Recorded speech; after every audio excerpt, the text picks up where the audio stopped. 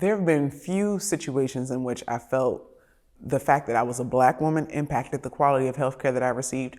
And I'm going to be just very transparent. During my first marriage, I experienced a mental health crisis. It was very, very challenging. And so in an effort to own my choices and own my life, I decided to seek help and go through. So I was seeing a psychologist, a therapist, and then seeing a psychiatrist for medical support. And the process of talking to her about different prescriptions, how they were impacting me, I decided to become an expert in my own mental health. I researched every prescription that I was given. And when I would go back and say, I'm not going to take this, these are the reasons why I'm concerned about it, the looks that I received, I think she knew well enough not to say certain things at this point, but the looks that I received, they were very disrespectful.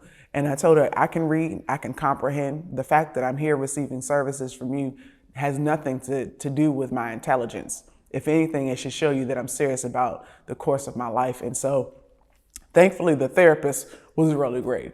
But that was a situation where I felt like I had to advocate for myself almost every appointment and just help her to understand you were here to support me in my journey. I'm not here to just take directions from you. Negative experiences, I would say the big one was when back in August of 21, I had a blood clot. Went to the hospital, they assumed that maybe I was over-exaggerating with the amount of pain that I was in. I was in the waiting room for about 4 hours. When I finally went back, it was very brushed. Oh, you should be fine. We should be able to discharge you. And I was just adamant like something was wrong. And eventually they realized I had a blood clot. Even with that, it was very, you'll be fine. You just need to do this and kind of move on. So going close to the time when they wanted to discharge me, I was having a hard time breathing, still in a significant amount of pain. And the doctor came in and said, that's just your situation. You're going to have to deal with it for a couple of days, but we're still discharging you. And so I had a really negative mindset with just the healthcare profession. But I had a nurse in particular come in and she shared with me and she helped me advocate and said, you don't have to leave. If you're in pain, you need to let them know you're in pain. And so she went the extra mile to do extra testing, to evaluate me and things like that. And turned out that I did have pneumonia on top of the blood clot. And was having some other issues with my lung. And from that moment, again, when I tried to advocate for myself, the doctor was very, you'll be fine, that's part of the course. And so right there told me that they're not listening to you. They don't want to hear what you have to say because what they say trumps it, regardless of how you're feeling. And if you go home and something happens, hopefully you can make it back, was the message that I got. I always say equal opportunity is in the mind. And so I come with my experiences, my assumptions that over time have been confirmed, that showing up as a Black woman, I do not feel like I get the quality of care that my white counterpart would get. And I say that with a mirrored image of an injury that I worked for a federal contractor and I broke my ankle. And I saw the x-ray and I would have swore that it was mine, but it was a white male's x-ray. And when we talked about the experience, we had two totally different experiences. He had immediate care. He had surgery the next day. I was in an external fixator for 9 days. It was delayed. I had to threaten suit that they were delaying quality of care and use terminology that strongly advocated for myself in a situation that was immediate. I had a trauma fracture. Only a trauma doctor would deal with it. For our only hospital could have sent me to Johns Hopkins or another Baltimore hospital that the other person went to. That's one situation I confirmed that. I was like, we went around the same times, got totally different care.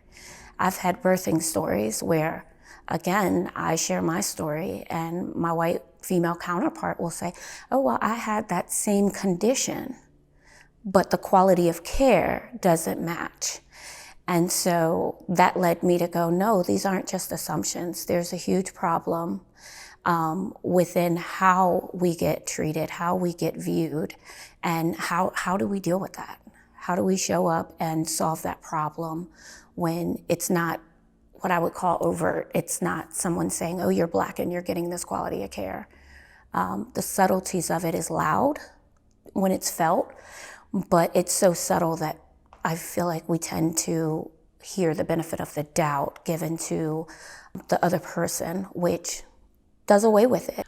I definitely feel in healthcare settings that I'm often treated differently.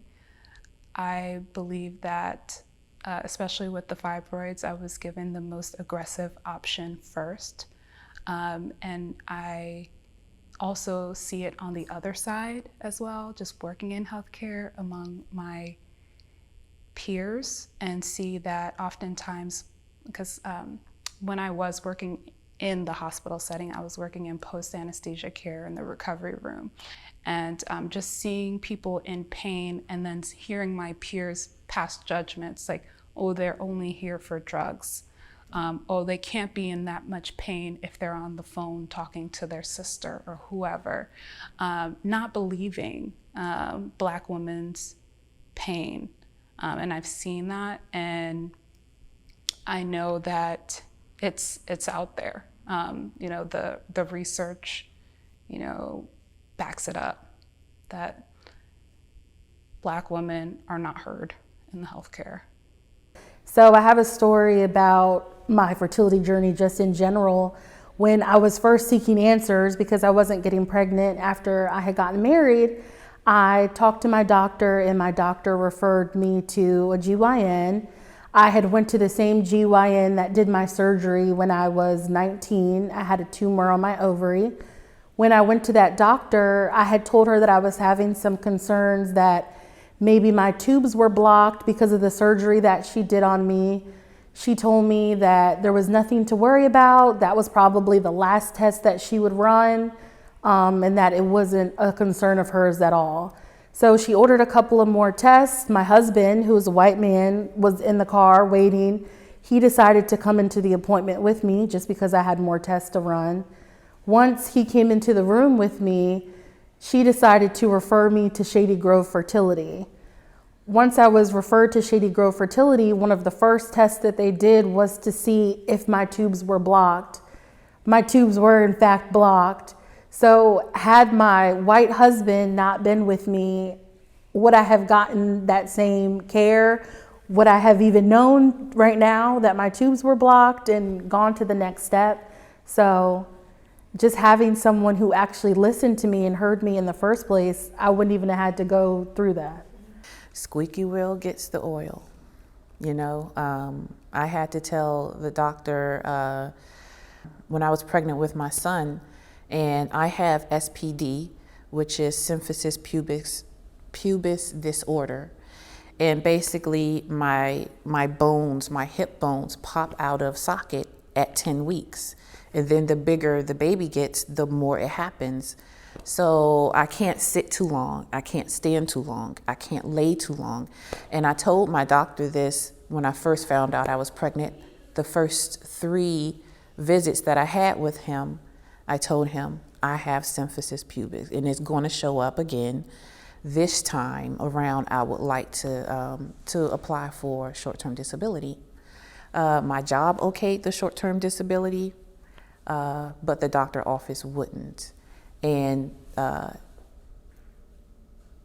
basically he didn't write in my chart anything that I told him about my SPD. So when I was in front of, this African-American female doctor in the same office, she's looking at my charts like, your charts say nothing. All of your charts show that you're healthy. It shows that, you have,